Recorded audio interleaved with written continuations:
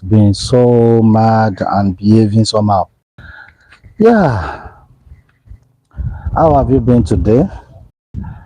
So, I just came to enjoy the while the ventilation. Whenever so you just take the opportunity to enjoy the fresh air that God has blessed us with. So, and you say it's good to plant tree, but this one is just a bush, just a bush on this parcel of land. So once in a while, after I've done the farming and I come around to just enjoy the cool breeze, the cool fresh air before taking my bath. So enjoy the free fresh air. And as you could see, normally I should clear this place, though it's not my property. But we'll see how far we can do with it to get it cleared so that all these crawling reptiles will not come to disturb the birds. Yes, the birds. That is the turkey and the chicken. So we'll just try to clear that place. But let's really talk about life.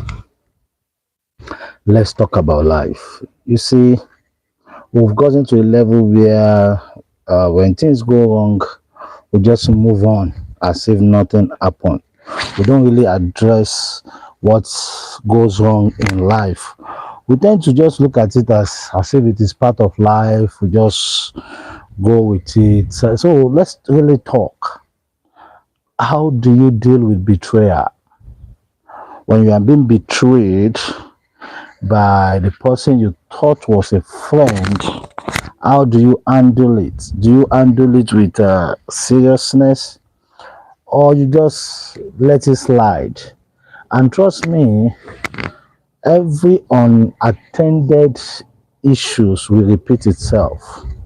When you don't like something and then you let it continue like that, oftentimes it becomes a norm whereby you lose your respect. That is, because you are not decisive in handling matters, you have been taken for granted.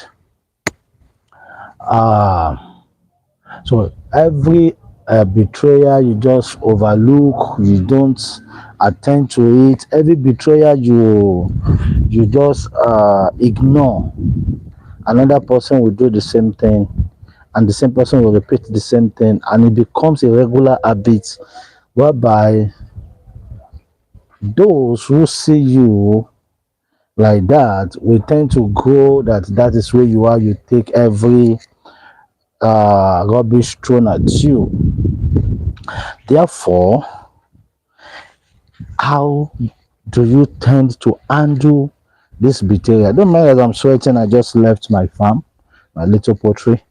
So I want to just quickly do this and then go take my bath. Then we'll go into our normal activity for the day.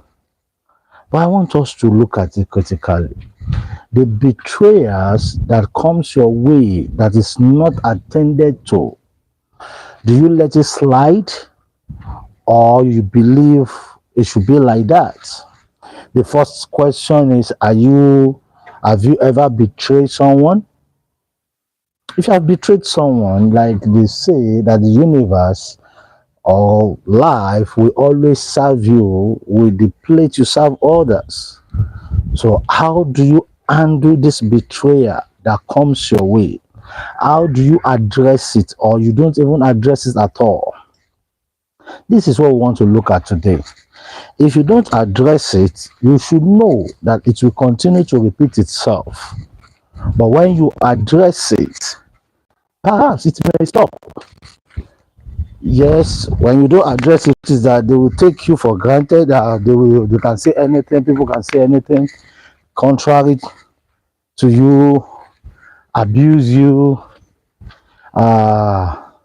People can do anything. But inside of you, how do you feel? Do you really come out strong to speak against it, or you allow it to slide? In my own opinion, in my own honest opinion, betrayal is not just supposed to slide. Once you have been betrayed by someone close, and unfortunately your enemy cannot betray you, those who betray you are your close allies or perhaps your friends. So therefore, whoever that betray you is not your friend. Whoever you betray, you are not a friend, because friends don't betray each other. And it now boils down to the criteria for friendship, which I'm going to be speaking on after I finish and I refresh up the criteria for friendship. Everyone has different criteria for friendship. Yes, everyone has different criteria for friendship. We all we tend to introduce everyone as our friends, but we know who really is our friends, who you can share your secrets to with. You can share your secrets with. It's not everyone that we introduce as our friend are our friend, but simply because the easiest English to use, this easiest language to use to introduce someone that you are always speaking with is my friend.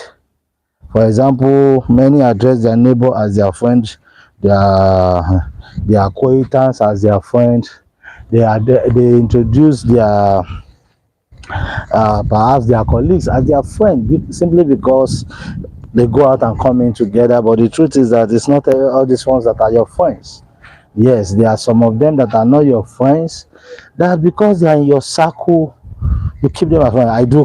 I do make joke around, which has been confirmed true.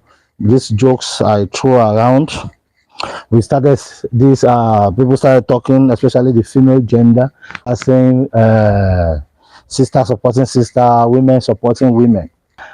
So I threw this question in one between two women recently. I said, can you leave each other with your husband? Can you travel leaving this person with your husband? But you are friends. Since you are friends, can you leave your husband with this your friend? And one was very serious with it. He said, I can never leave my friend with my husband. Two things are involved. Two things.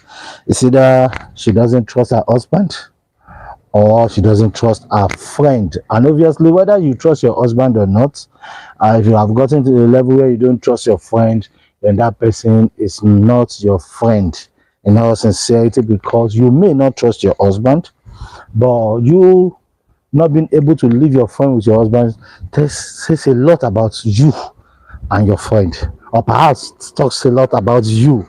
Because if you cannot trust that fellow you call your friend to stay with your husband and nothing will happen, it shows that you don't have class as a person. You don't have taste. Let me put it that way. Taste in the sense whereby, or class in the sense whereby, or we say taste and class in the sense whereby you don't have criteria for choosing your friend. Because whoever you introduce to be your friend that you cannot live with your spouse, it shows that it's either what you are doing, that fellow you call your friend is also doing the same thing, or that thing that you are afraid that your friend may do with your husband, it shows that you yourself can do it. Because whatsoever you cannot do, if your friend can do it, it shows that you don't have a prerequisite for friendship. So therefore, I'll come back in the next few minutes. Let me go freshen up after the day's work. Let me go freshen up, and we'll be talking about the prerequisite for friendship, the criteria you should have for friendship. Till I come your way the next few hours, stay blessed. And click the notification button if you have not subscribed to this video or to this channel. Please subscribe to this channel, click the notification button so that by the time we come back, you get notified. See you in a bit. Be blessed.